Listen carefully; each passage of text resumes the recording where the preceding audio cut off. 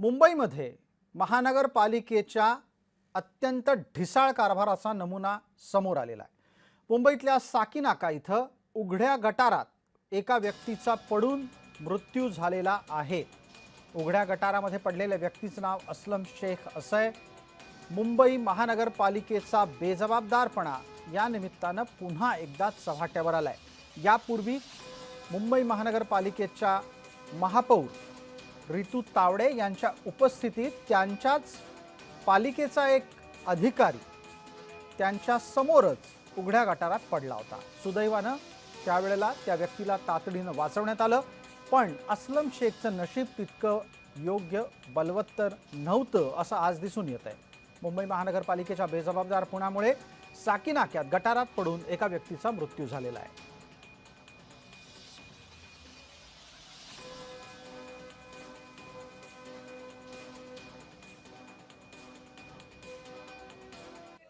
त्याला जाळी टाकायची, ती जाळी उलटा समोसा कसा असते तशी जाळी असते।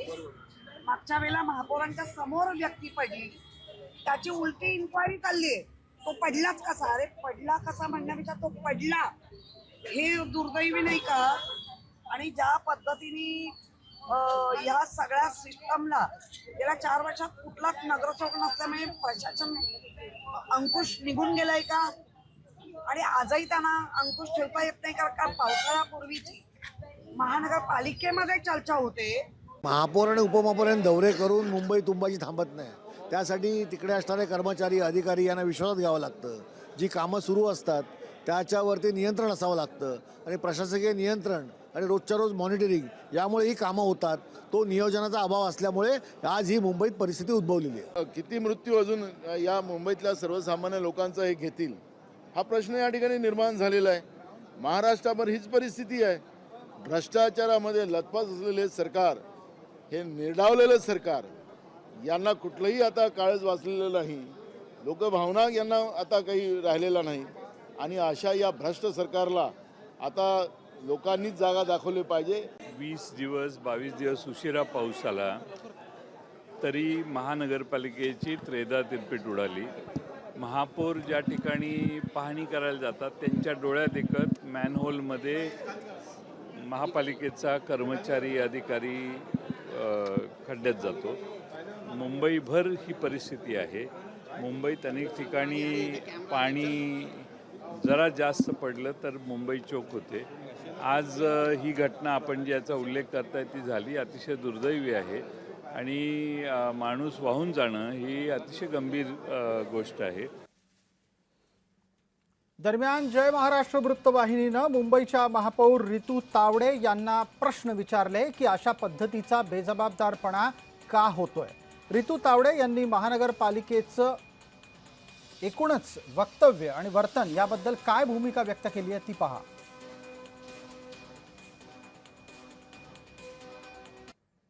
ऑफिसर जे हेतलेकर आहे त्यांच्याबरोबर मी सातत्याने बोलते। पाणी होतं, भरून धोधो पाऊस पडत होता, त्या बिचारा चालणाऱ्या व्यक्तीला ते मॅनहोल दिसलं नाही आणि तो व्यक्ती त्या मॅनहोल्स मध्ये गेला। बरं, हे काम चालू असताना त्या ठिकाणी बॅरिकेड्स नव्हते, खाजगी कंत्राटदार जे त्यांची माणसं होती ती पण त्या ठिकाणी उभी नव्हती। तर ही खूप मोठी हलगर्जीपणा आहे, ही खूप मोठी चूक आहे, आणि या चुकीवरती 100% संबंधित असलेल्या अधिकाऱ्यांवरती ही कारवाई होणारच आहे।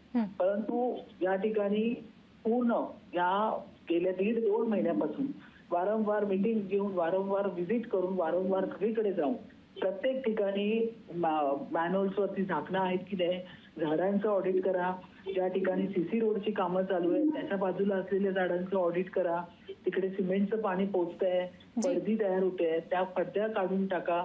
ह्या सूचना माझ्या माध्यमातून मी वारंवार प्रशासनाला देत होते। आयुक्त भिडे मॅडमकडे जात होते, एएमसीना सगळ्यांना पाठवत होते, संबंधित अधिकाऱ्यांच्या मीटिंग्स लावत होते।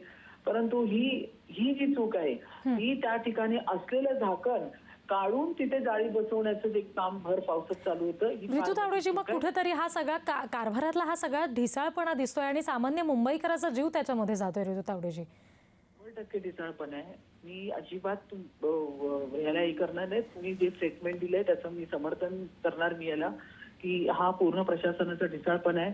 एवढ्या भर पावसामध्ये एवढा रेड अलर्ट दिलेला आहे, संपूर्ण धोधो पाऊस पडतोय आणि इतक्या मोठ्या पावसामध्ये झाकण काढायचं कामच नव्हतं त्या या ठिकाणी. सगळ्या संदर्भात ऋतू तावडेजी आपण म्हणालात वॉर्ड ऑफिसरशी मी बोलले, तिथं वर्क ऑर्डर होती का अधिकृतरित्या, आणि जर होती तर मग अशा पद्धतीनं प्रिकॉशन जे घ्यायला हवं होतं, जे करायला हवं होतं की इथं काम चालू आहे, हे का समजू शकलं नाही सामान्य मुंबईकर तिथून जात असताना? की वॉर्ड ऑफिसर हेडलेकर त्यांच्याशी बोलताना पहिल्यांदा त्यांनी सांगितलं की ह्याची वर्क ऑर्डर नव्हती.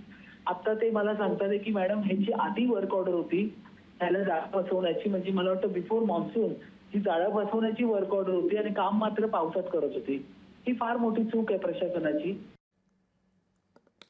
या विषयावर भारतीय जनता पार्टीचे आमदार राम कदम काय म्हणतात ते ऐका. चेंबूरची घडलेली घटना अतिशय दुर्दैवी आहे.